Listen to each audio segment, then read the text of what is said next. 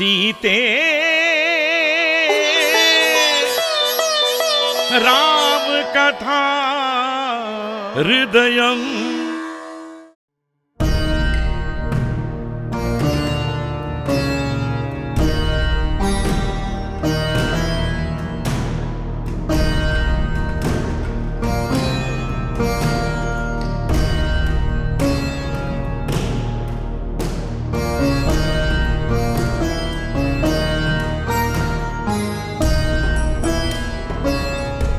रक्षक, अयोध्या के शस्त्रागार के शस्त्र निष्क्रिय प्रतीत होते हैं। जी प्रभु। सभी शस्त्रों का परीक्षण कर निष्क्रिय शस्त्रों को हटाकर हमारे शस्त्रागार में नए शस्त्र लाइए।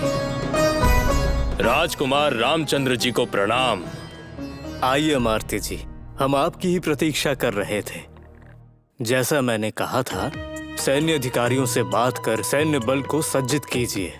हाँ जी, आपके आदेशानुसार उच्च कोटि के अश्व, थल सैनिक, गजदल, रथ सहित बलशाली योद्धा, वायु गति से दौड़ने वाले अश्व सहित पूर्णतः सुसज्जित रथगण, सभी तैयारियां पूर्ण हैं। अति उत्तम। वैसे भरत शत्रुघ्न के कई प्रदेश में जाने का सारा प्रबंध हो चुका है मार्त्य जी। वह भी हो चुका। उन्हें युद्ध में जाने की कोई भी जानकारी प्राप्त नहीं होनी चाहिए, ध्यान रखना मार्त्य जी। ठीक है, लेकिन युद्ध के बारे में अनुजों को जानकारी देकर आपके सारे भाई आपकी सहायता के लिए उन्हें भी शामिल कर लिया जाता तो ये अति उत्तम होता प्रभु। नहीं अमात्य जी, शत्रु के आक्रमण को देखते हुए उनकी यात्रा में किसी भी प्रकार का व्यत्यय नहीं आना चाहिए। प्रणाम प्रभु, मुझे जाने की आज्ञा दीजिए। सुनिए रक्षक। जो आज्ञा प्रभु। हमारे आयुधशाला के विषय में मेरे भाइयों को बिल्कुल ज्ञात नहीं होना चाहिए। आप जैसा चाहेंगे वैसा ही होगा प्रभु।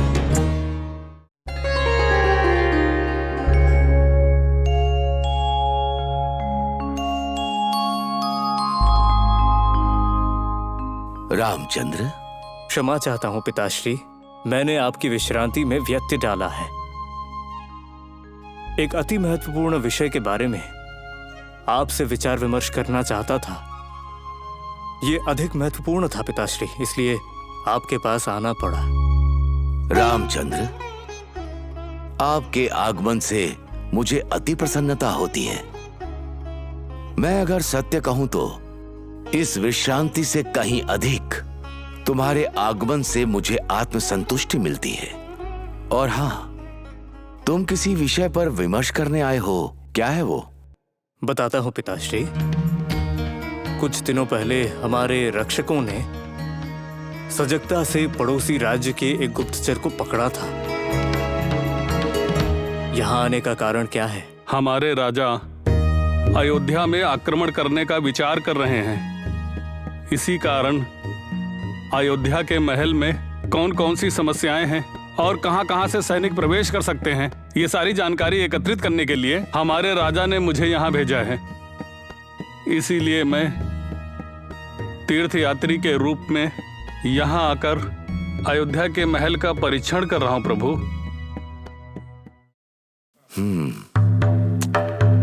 मुझे उस राज्य के बारे में पहले से ही पता था कि वो राज्य हमारी इस अयोध्या पर आक्रमण की तैयारी कर रहा है।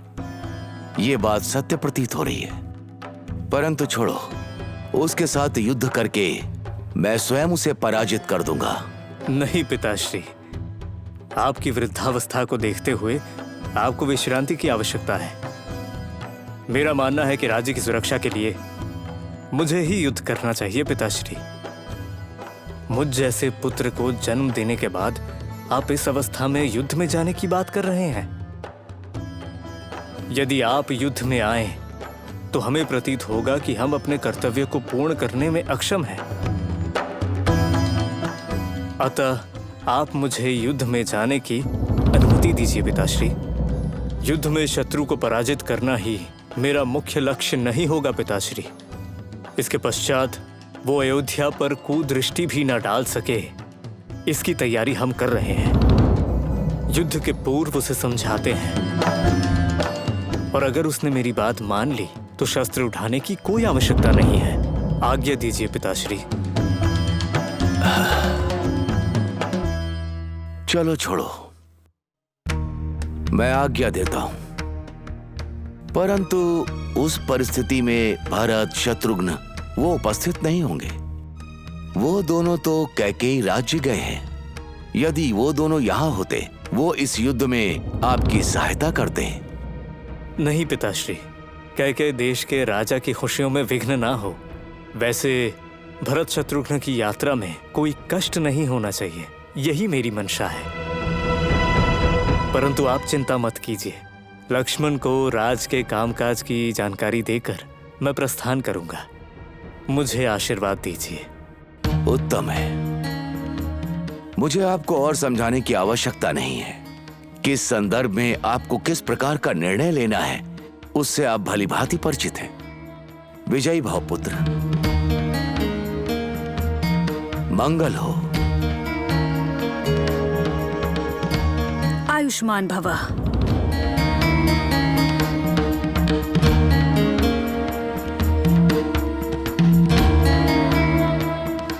कैकेयी, आप विराजिए।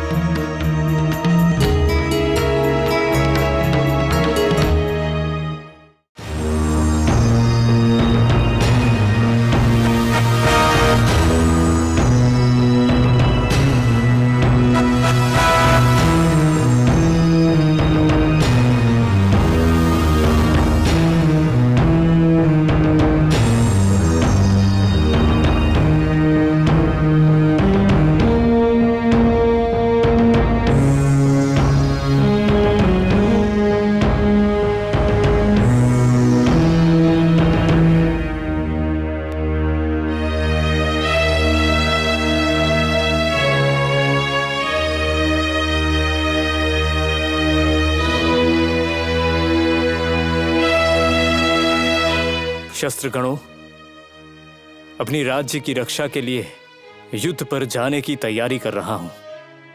मुझे आप पर पूरा विश्वास है। मुझे विजय प्राप्त करने में सहायता करो, मेरी आपसे प्रार्थना है।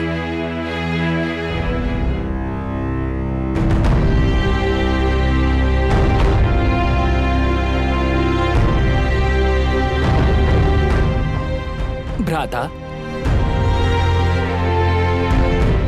हम इसमें से किस शस्त्र का चयन कर सकते हैं? भ्राता लक्ष्मण, अयोध्या के रक्षा का जब समय आएगा तब मैं तुम्हें बताऊंगा कि कौन सा शस्त्र प्रयोग करना है। यदि ऐसा समय आया है भ्राताश्री, तो मैं आपके साथ आकर ऐसी परिस्थिति पैदा कर दूंगा कि शत्रु अयोध्या पर आग भी ना उठा पाए। मेरे भ्राता लक्ष्मण, तुम्हारे बल पर हमें गर्व है। इस युद्ध पर अगर हमें विजय प्राप्त करनी हो तो हमें बल और शौर्य का प्रयोग करना होगा।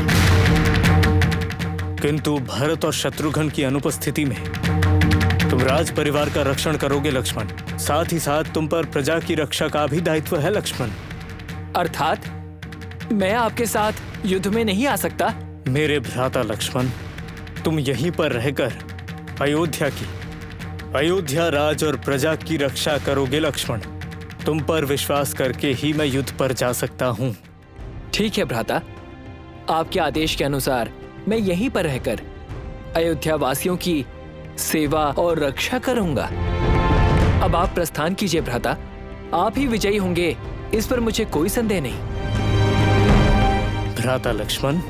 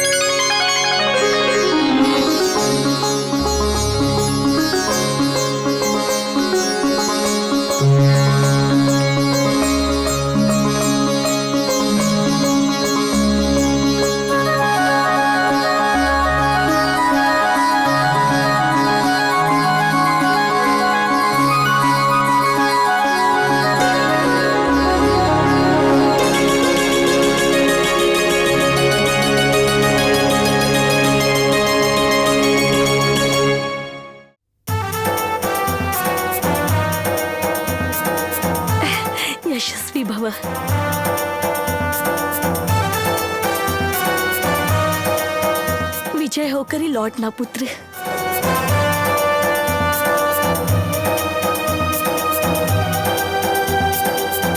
माते, आपके और पूज्य पिताश्री के आशीर्वाद से मैं जल्द ही विजय श्री प्राप्त करके लौट आऊंगा। कुमार, जब तुम विश्वामित्र के साथ राक्षसों का संहार करने गए थे, उस समय तुम्हें राक्षसों ने जो कष्ट दिए थे वो स्मरण करके मुझे इस क्षण भी उस युद्ध की याद आ जाती है। माते, लक्ष्मण और विश्वामित्र जी के साथ जाने से सब कुछ कुशल मंगल हुआ। इस बार भी सब मंगलमय ही होगा। सीते, मेरे बारे में चिंता मत कीजिए। स्वामी, आप किसी भी शत्रु पर विजय प्राप्त कर सकते हैं, इस बात पर मुझे पूरा विश्वास है। परंतु आप कब वापस आएंगे ये विचार कर रही थी। प्रस्थान करना होगा, जल्दी ही लौट आऊंगा।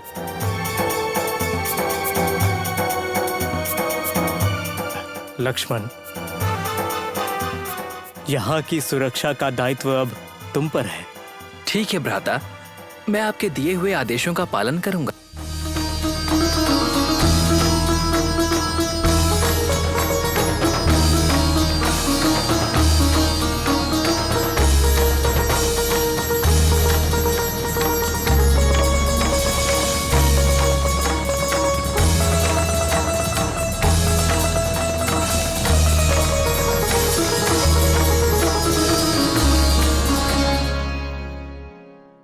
सीते राम कथा हृदयं